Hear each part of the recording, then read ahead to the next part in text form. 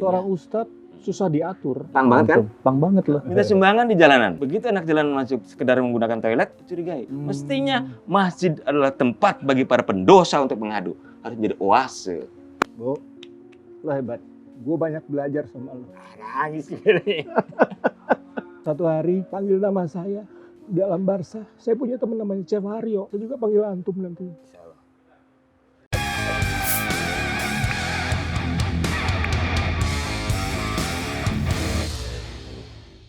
Assalamualaikum warahmatullahi wabarakatuh. Bertemu lagi bersama saya, Chef Haryo Pramo di The Cooking Rockers. Dan saat ini saya berada di Ciputat, di sebuah rumah singgah kalau bisa dibilang. Tapi yang jelas saya ada di Tasawuf Underground. Tasawuf Underground ini adalah sebuah tempat anak-anak yang ada di jalan itu untuk mampir ke sini mengaji. Dan bismillahirrahmanirrahim, saya datang sebagai teman ingin mengajak makan bersama nih. Makan bersama, berbuka puasa bersama dengan kawan-kawan di sini. Saya mau masak simple nasi goreng. Wah, ngapain nih? Assalamualaikum warahmatullahi wabarakatuh. Waalaikumsalam warahmatullahi wabarakatuh. Ini temen gue, Bara Raksa. Ya. Ya, Bara Raksa ini akan nemenin gue untuk masak nasi goreng. Nasi goreng tema ini adalah nasi goreng persaudaraan, bro. Wah. Gue datang sini sebagai saudara, kepengen denger Siap. cerita lo. Gue juga akan bercerita, kita akan berbagi. Cerita Berbagi soal apa cerita. nih? Soal semua lah, soal kehidupan. Come on, ya. Oke. Kita bareng aja nih, Bar. Iya. Pakai minyak goreng, terus Telur. pakai telur. Bara Raksa. Nama lu keren, Bara. Siapa yang ngasih nama? Orang tua angkat sih sebetulnya, tapi udah gua anggap sebagai orang tua gue sendiri. Siapa orang tua angkat itu yang memberi nama lu? Bara. Bara itu kan sebuah api. Bara itu semangat Ya. yang raksa itu dipelihara atau dijaga. Oh, Semangat yang dijaga. jadi semangat yang harus dijaga ya, semangat yang positif pastinya ya. Iya pastinya. Insyaallah. Usia berapa sekarang, Bara? Usianya udah 50 tahun sekarang. Oh, masa 50 tahun? Nggak Iya. bisa. Masih 25 loh. Hah? 50 tahun sekarang, serius. Serius? 50 tahun? Kok nggak kelihatan sih? Apa resepnya, Bara? Resepnya ya bahagia aja, bahagia. Close, wajah ada nggak wajah 50 tahun segini? Resepnya apa? Bahagia. Bahagia. Jadi bahagia buat lu gimana sih, Bara? Bahagia itu ya bisa senang melakukan sesuatu, bisa senang berbuat hal-hal yang baik, positif, bisa Ikhlas. ikhlas. Kan? Boleh nggak aku nanya? Ya, Kenapa memilih jalanan untuk sebagai tempat tinggal? sebetulnya bukan masalah itu sih. Oh ya? Atau kalau lagi ngamen itu 1 bait, 2 bait, terus mau rap lagu belum selesai, orang udah ngasih uang, itu nggak bakal saya ambil uangnya, langsung saya pergi. Oh, berarti merasa Berapapun dia ngasih uang nggak bakal saya ambil. sebagai tanda penghargaan terhadap karya, terhadap apresiasi gitu ya. Iya. Apa yang lo ambil dari jalanan tentang nilai hidup? Nilai hidup sih. Apa yang lo ambil dari sana?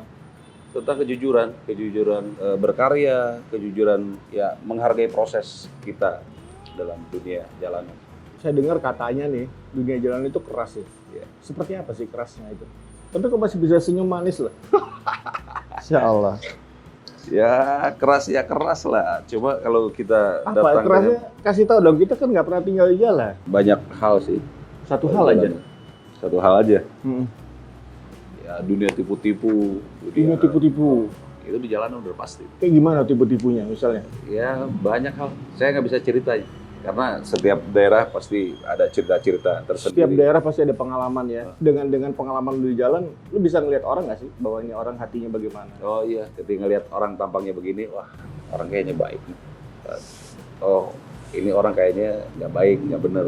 Ya, cara lu Iya. bergaul di jalan, berinteraksi dengan setiap karakter pasti ada ya. Ya kadang-kadang bergaul itu sama ya preman-preman atau apalah. Kadang-kadang orang-orang baik, orang-orang macam-macam. Bercampur ya. Apa itu nurani buat Bara? Ya nurani itu bicara tentang kehidupan, bicara tentang kita dan Tuhan. Seorang Bara Raksa yang sampai sekarang hidup di jalan masih Ya. bicara tentang nurani adalah Bara dan Tuhan. Iya. Kan senyum lagi kan? Apa yang membawa abang ke tempat ini? Sebetulnya ini bagian dari proses pengen ngaji ya, gitu, pengen belajar ngaji. Dari situ seminggu kemudian Pak Jul nelpon saya, kita ke puncak yuk, katanya ke puncak. Kita ketemu sama Syekh. Gitu. sama ada satu komunitas namanya Tasawuf Underground. Jadi dari situ saya jalan ke puncak, ada cerita-cerita menarik lah waktu itu. Cuma ya pas ketemu sama Pak Ustadz Halim Ambia ini, saya baru tahu bahwa belajarlah sama dia. Gitu. Belajar tentang, saya biasanya nggak pernah mau belajar. Ya, tapi kali ini mau. Apa yang menggerakkan hatinya? Ya saya nggak tahu tuh tiba-tiba ada rasa. Rasanya apa yang dirasakan ketika ingin aku harus bergerak? Iya. Aku mau, itu apa rasanya? Tenangkah? Apakah rasa yang Iya. deg-degan? Iya, ya ada rasa tenang, ada rasa bahagia. Kayaknya ini orang luar biasa karena banyak tahu tentang kehidupan segala macam. Jadi saya pengen belajar sesuatu tentang hidup, tentang agama, tentang kehidupan dan lain-lainnya dari beliau. Tapi dari Baraya sendiri juga terbuka kan hatinya, tidak menolak kan? Iya. Ada keinginan juga untuk mencari Allah kan? Ada. Ada. Itu modal ya Pak. Jadi masuk tuh nyambung des gitu ya. Nah, kayak apa? Orang jatuh cinta kan ya. Masya Allah, tabarakallah.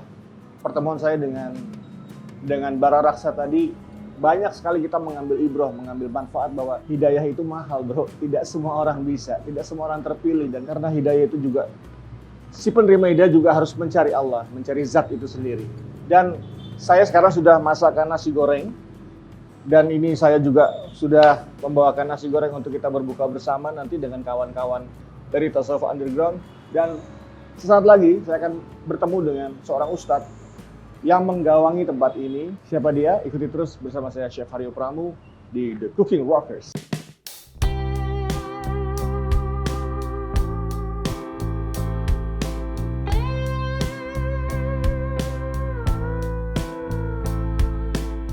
Assalamualaikum warahmatullahi wabarakatuh. Waalaikumsalam warahmatullahi wabarakatuh. Ustadz Halim Ambia. Iya, sehat. Masya Allah, tabarakallah. Saya kedatangan ke sini ingin banyak ngobrol Pak Ustadz. Nah, boleh. Tapi jangan berat-berat ya. Gak berat-berat ya? Jangan. Pak Ustadz cerita dong, siapa sih seorang Ustadz Halim Iya. Ambia ini? Saya anak pesantren, Bang. Melanjutkan kuliah di dulu IAIN namanya. Oh ya, Ustadz.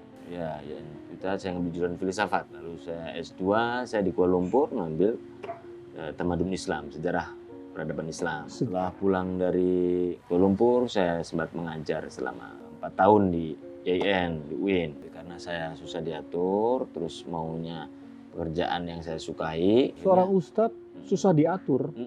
Apa? Biasalah, manusiawi. Oh bisa itu? Iya, manusiawi. Tidak harus patuh? Iya. Lulusan pesantren tidak harus seorang yang patuh? Misalnya begini, Ah. mungkin saya dapat jurusan ngajarnya, jurusan yang tidak saya suka itu ilmunya. Maaf. Lebih baik udahlah saya cari pekerjaan yang lain aja. Jadi begitu saya di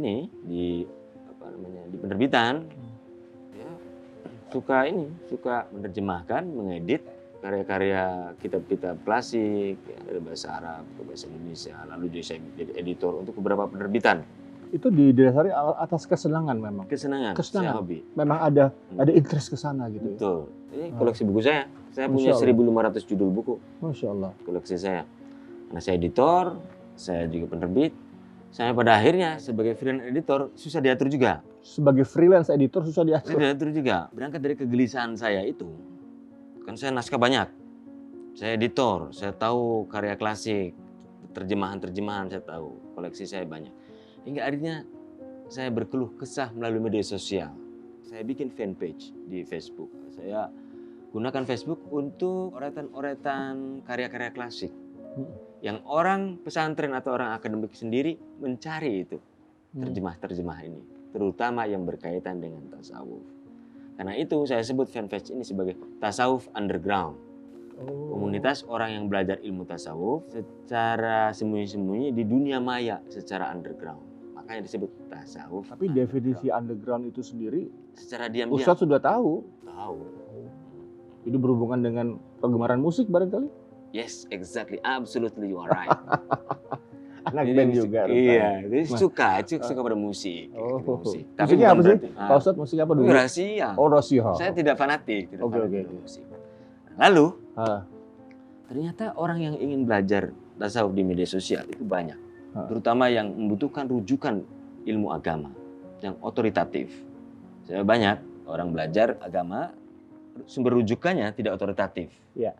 Jadi saya memudahkan, memperbanyak puluhan, bahkan ratusan buku-buku karya terjemahan itu saya masukkan di fanpage saya. Lambat laun, saya gelisah lagi. Di situ saya melihat ada masyarakat yang jarang disentuh oleh dakwah. Iya. Tapi eye catching, pakaiannya keren, bertato. Kelihatan menyeramkan, tapi hatinya pink. Nah, sebentar. Kelihatan menyeramkan tapi hatinya pink. Lihat dari mana? Namanya akhlak, jangan dilihat dari gambaran fisik. Kadang kesolehan sosial tidak bisa dilihat oleh mata ini. Tapi mata ini. Mata batin. Betul. Masya Allah. Ini soal rasa nih, rasa. Sebentar, sebelum lebih jauh, bagaimana mengasah rasa batin itu? Rasa batin ya harus kan. Sholat, zikir, puasa. Mendirikan sholat 5 waktu harus zikir, puasa. Betul. Menjalankan perintah agama ya. Kadang pakaian formal saja tidak cukup. Jelaskan itu. Kadang setiap diri, setiap manusia itu telah dibekali. Punya itu. Punya. Fitrah, mau manusia jahat, mau Ruh manusia. itu pancaran cahaya ilahi. Dia abadi, dia kekal, nggak akan mati. Kita dimutilasi, kita berkalang tanah, campur ruh nggak mati. Maka itu seperti cahaya dan sumber cahaya. Jadi setiap diri telah dibekali hal-hal yang sifatnya rohania. Pasti, tidak bisa tidak. Tidak bisa tidak. Siapapun itu jalan kembali. Ya. Balik lagi tadi soal penampilan keren, bertato, serem tapi hatinya pink. Siapa mereka? Anak-anak pang dan jalanan. Kenapa tertarik dengan mereka? Jadi mereka kan kayak terangkul. Orang-orang agama terbuang mereka. Betul. Agama tidak hadir di tengah masyarakat seperti itu. Tidak hadir di tengah masyarakat marginal, tidak hadir di tengah masyarakat yang selama ini tersakiti atau terabaikan atau mendapat stigmatisasi negatif gara-gara tatonya, gara-gara penampilannya dan sebagainya. Mestinya agama hadir di tengah masyarakat. Dia harus membumi, down to earth. Down to earth. Misalnya gini, masjid. Hari gini, ngapain masjid buka pelatihan memanah? Bilangnya alasannya sunnah. Kalau mau sunnah, bikin kolam renang juga. Di hadis serupa, itu sunnahnya kolam renang juga. Dan berkuda. Nah, hari ini, Rasulullah 14 abad silam, nanti mana? Dulu masyarakat kita pemburu. Gak bisa mana, matiin deh. Tapi itulah warna dakwah. Tapi itu sayang sekali, hingga akhirnya anak pang, anak jalanan mau masuk masjid dicurigai. Nah, minta sumbangan di jalanan. Begitu anak jalanan sekedar menggunakan toilet, dicurigai. Ini fakta. Mestinya masjid adalah tempat bagi para pendosa untuk mengadu. Harus menjadi oase. Gitu. Wah, gue demen sama. Pang banget kan? Pang banget loh. Pang secara ideologi, secara pikiran. Kalau saat ini soal ngomong pang ya, saya juga dulu tahulah namanya Sex Pistols, Ramones, band-band Rancid segala macam deh. Itu kan membawa sebuah ideologi anarki. Nah, apakah anak-anak jalanan pang ini mereka mengerti ideologi anarki, monarki, kemudian God Save the Queen itu? Masuknya pang ke Indonesia tahun 80-an berbeda dengan sekarang gitu. Oh, itu kan subculture ya. Berbeda iya. Lalu kedua, yang saya bina adalah street punk. Street punk saja. Itu artinya sebetulnya anak jalanan lah, cuman dia beratribut punk. Dari mana referensi itu? Ya, saya lihat mereka banyak sekali yang hanya ikut-ikutan, nggak ngerti apa-apa. Oh, nggak ngerti anarki, monarki, banyak sekali. Kalaupun dia melihat, oh itu kita harus bebas, kita harus mandiri, kita harus itu kesetaraan segala macam. Hanya di mulut ada yang itu kan hanya beberapa gelintir aja. Saya pernah memperhatikan mereka minum 1 teh botol bareng-bareng gitu. Itu apa sih filosofinya? Nah, itu anak pesantren juga begitu. Jadi artinya tidak perlu carikan itu menjadi punk, tidak harus menjadi punk seperti itu kan. Iya. Artinya kebersamaan aja. Kebersamaan yang paling dasar saya lihat lebih seksi, bisa melihat di pesantren daripada mereka ini. Mereka mabok semuanya, kumpulan, bilang kebersamaan, kemandirian, kesetaraan, bareng-bareng. Begitu mabok berantem, bully-bulian. Nggak terjadi di pesantren. Iya. Karena persahabatan nggak sampai ke persahabatan rohani. Kalah dengan minuman, kalah dengan psikotropika. Maka yang saya ubah adalah mindset mereka, mental mereka. Banyak persoalan pang ideologis yang positif bagi masyarakat itu. Allahumma sholli wa sallim ala sayyidina wa maulana Muhammadin. Pak Ustadz kok punya energi sih? Hari gini loh Pak, semua orang bekerja, turun ke jalan, bekerja bolak-balik untuk uang, materi, mobil bagus, rumah bagus. Kok mikirin mereka yang terbuang, marginal? Ini kenapa? Menarik loh ini orang-orang seperti Pak Ustadz ini. Saya waktu itu kuliah di Kuala Lumpur. Singkat cerita, waktu di perbatasan antara Malaysia dan Thailand, Iya. tepatnya di Hat Nhai, udah masuk mau wilayah Patani. Naik bis. Iya. Saya waktu itu singgah dulu semalaman dari hotel. Begitu malam ada kerusuhan besar. Kerusuhan besar artinya Tahun terjebak berapa itu? dalam tahun 2002 atau 2003. Itu terjebak dalam sebuah kerumunan yang luar biasa. Saya hampir ditelanjangi. Tiba-tiba ini ada anak pang, anak jalanan masih mohak. Nyelamatin saya, narik langsung ke bengkel Honda. Udah gedor, bener-bener. Bapak masih nyelamatin hampir saya. ditelanjangin oleh Wah, massa. iya. Kekacauan massa itu. Dipukul sempat saya berdarah. Gigi saya Oh. benar. Wah, itu kan pikirannya Muslim Patani. Intinya, saya diselamatkan sama anak pang, anak jalanan di sana. Karena dia melihat saya turis, saya keluar dari hotel, bukan bagian dari kerusuhan itu. Cuman posisi saya ada di situ.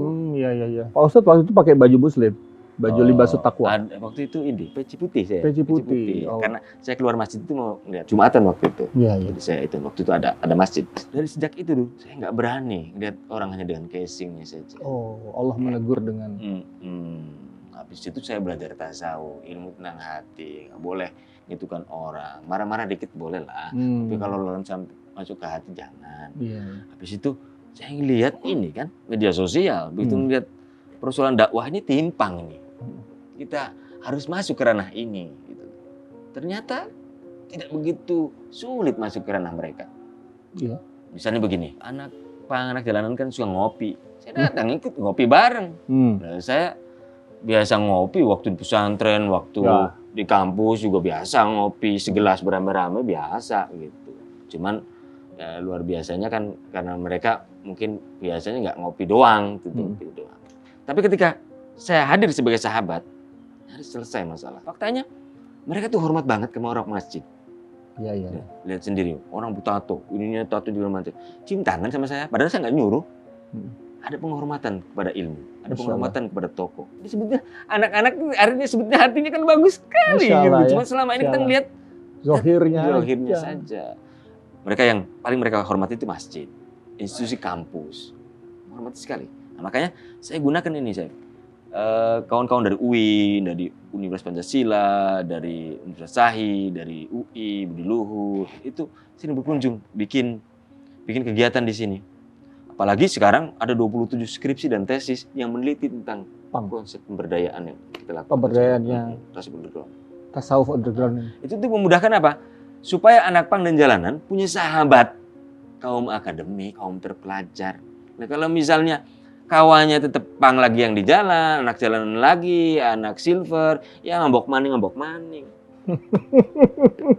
Gitu. Yang Pak Ustadz jalankan ini takdir atau pilihan sih? Jadi takdir itu kan kadar lah, ukuran, takaran. Tagar. Yang nggak bisa diubah kan kodok.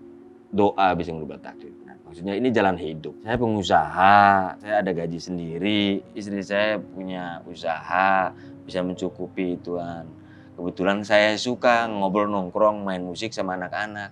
Apa salahnya saya buat? Jadi nggak perlu punya uang dulu atau kaya dulu baru nyumbang. Makanya tadi tuh ada yang nanya tuh, itu dananya dari mana katanya? Ini biasanya yang nanya begini nih, dia mau bekerja atau menyumbang harus dengan budget dulu tuh. Iya, menghitung nikmat Allah. Iya, itu. Karena tidak harus. Padahal nggak harus begitu kan. Iya. Masa karena kita konsep persahabatan, masa ke sahabat pakai proposal? Nggak penting. Tinggal saya bilang, Pak ini anak-anak belum makan. Beras habis. Saya tinggal terus sahabat saya. Masya Allah. Nah gitu. Sebetulnya kan gampang banget kan. Iya. Saya jangan-jangan besok lu saya telepon antum nih. Telepon aja, insya Allah. Saya datang ke sini kan pengen belajar. Sebenarnya setelah acara ini mungkin nanti ada berbagi cerita. Iya. Kita butuh cerita dari para mantan. Iya. Karena kadang para mantan ini nasihatnya lebih ampuh. Insya Allah. Seperti halnya di sini.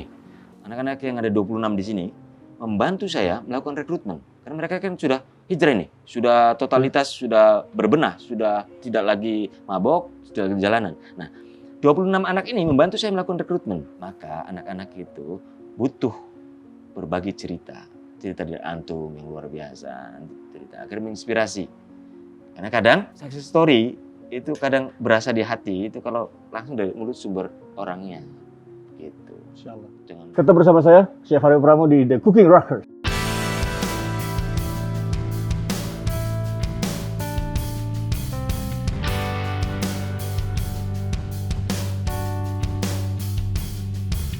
Assalamualaikum warahmatullahi wabarakatuh. Waalaikumsalam warahmatullahi wabarakatuh. Masya Allah. Siapa namanya?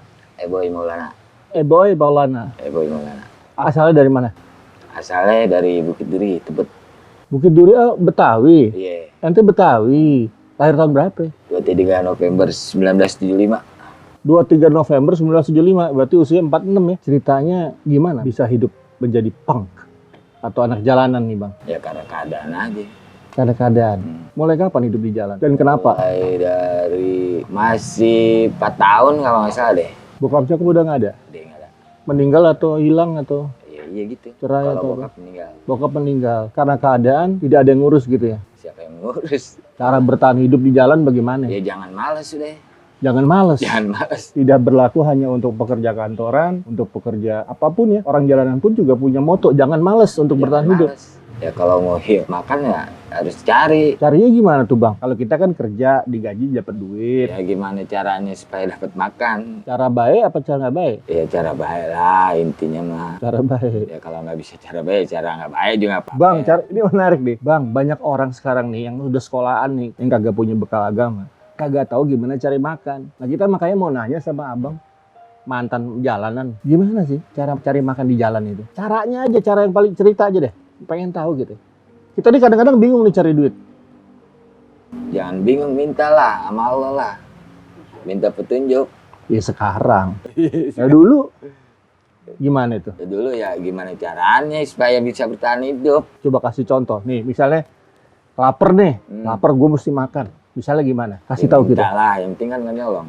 Minta makan ke siapa? Ke orang. Ke orang. Siapa? Pedagang kah? Pedagang. Pedagang makan. Bang, minta makan gitu, lapar gitu. Nanti dikasih. Ya kalau nggak dikasih ya udah. Ada yang nggak ngasih. Banyak. Kalau hidup di jalan itu katanya keras ya. Tapi ya sebenarnya gimana sih hidup di jalan itu? Ya emang keras, namanya juga jalanan. Tapi ada nggak sih orang baik di jalan? Banyak. Banyak. Banyak. Bisa bedain nggak orang baik sama orang nggak baik? Kalau orang baik nih, kalau jadi nggak ngelihat kita nggak takut tuh deh. Iya. Berarti itu orang baik. Kalau orang lihat kita takut nih, berarti udah orang nggak baik. Kita diem aja disangkain salah udah. Kita ya diem aja udah salah. Dia udah salah ya. Apalagi kita bertindak yang enggak kan salah banget. Nah, gimana caranya? Nggak usah yang macem-macem deh. Iya. Pertama kali coba narkoba. Itu memang udah ada. Maksudnya Sehari-hari itu. Sehari-hari. Kenapa sih anak jalanan identik sama minuman gitu? Apa aja tuh? Bensin? Bensin kalau bisa nampung. Maksudnya yang bisa buat nenangin otak gitu kan. Lem gitu juga? Wah, tahu? enggak. Enggak. Anti. Oh itu ada aliran sendiri tuh? Ada. Ada persaingan nggak sih antara kelompok anak jalanan? Kalau dulu ada. Hmm. Kalau sekarang udah nggak ada. Apa yang bisa membuat berubah itu? Ya dulu kan masing-masing mempertahankan egonya masing-masing. Kalau sekarang kan udah enggak. Iya. Lu gue aja udah kalau sekarang mah. Gitu ya. Bang, kejahatan di jalan tuh apa sih, Bang? Banyak. Yang pernah dilihat atau pernah disaksikan gitu? Ya banyak lah. Ada yang kang copet, kang todong, ya kan, palak. Pembunuhan ada. Pembunuhan ada. Abang bisa menjemput hidayah nih. Abang dari kecil udah Islam belum? Kayaknya sih udah. Udah ya? Udah. Ada keresahan di dalam tuh mulai bergejolak, mulai bergerak hatinya itu kapan, inget nggak, Bang? Baru-baru. Baru-baru.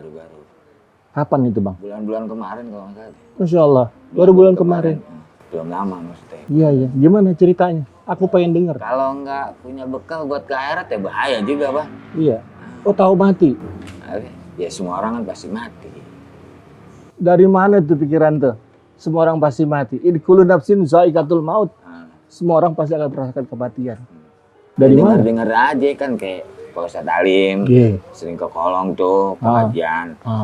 Ya sering dengar aja gitu. Maksudnya kalau ikut mah enggak. Iya. Cuma denger Tapi doang. gitu denger. Oh, kematian. Nah, denger aja, denger. Nempel gitu. Denger juga cuma pengen dapat makan doang. Oh. Iya, Masya Allah. Denger cuma dapat makan doang. Terus? Ya kurang tertarik dah, ya kan? Ya biarin aja lah dia ngaji-ngaji gitu mah kita udah. Iya. Itu ada nggak perasaan bergetar hatinya ketika mendengar kematian atau gue pengen mendekat nih sama Pak Ustadz nih? Ada nggak sih? Rasanya apa gitu? Ya yang tadi bilang, ya kan, semua orang bakal mati kan. Kalau kita mati nggak apa namanya, husnul khotimah, gimana? Abang kenapa rembes, Bang? Nah, Rembes. Keringat. Rembes. Oh, kirain nangis. Keringat. Nangis. Ah, iyalah. Nggak bisa nangis ya? Bisa. Bisa ya. Bisa. Oh, anak bang bisa nangis. Bisa. Serem begini, bisa nangis. Ini kan cuma casing. Casing. Siapa bang namanya? Boy. Sama Bang Ebo ini kita belajar tentang zohir, tentang penampilan. Bahwa penampilan manusia itu bisa berbagai macam. Ada yang berseragam polisi, berseragam militer. Ada yang bertato, ada yang rusak mukanya. Ada yang gondrong, ada yang cantik, ada yang ganteng. Tapi itu adalah zohir. Itu adalah kulit kita semua. Tampilan luar. Tapi yang menyamakan manusia di seluruh dunia, di seluruh bagian dunia manapun ini adalah hati. Bang ngomong soal hati. Apa sih hati, Bang? Dia bisa merasakan, bisa menikmati, bisa menghayati, bisa semua. Bisa merasakan kesedihan orang, Bisa, bisa merasakan kebahagiaan orang, bisa, bisa memberikan kebahagiaan orang, bisa, bisa menerima kasih sayang, bisa, bisa merasa saya bersahabat sama bisa. Abang, bisa. Peluk saya, Bang.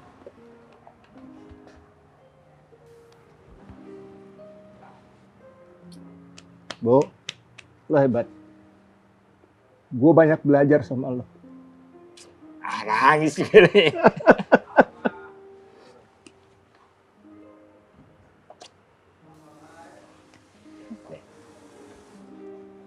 Gue boleh Nangis dong, Pak. satu hari panggil nama saya dalam Barca. Saya punya teman namanya Chef Haryo, panggil. Saya juga panggil antum nanti. Insya Allah. Kita bersaudara dalam kebaikan dalam sisa hidup ini. Insya Allah. Jangan lupa like and subscribe Cooking Rockers bersama saya, Chef Haryo Pramo. Wassalamualaikum warahmatullahi wabarakatuh.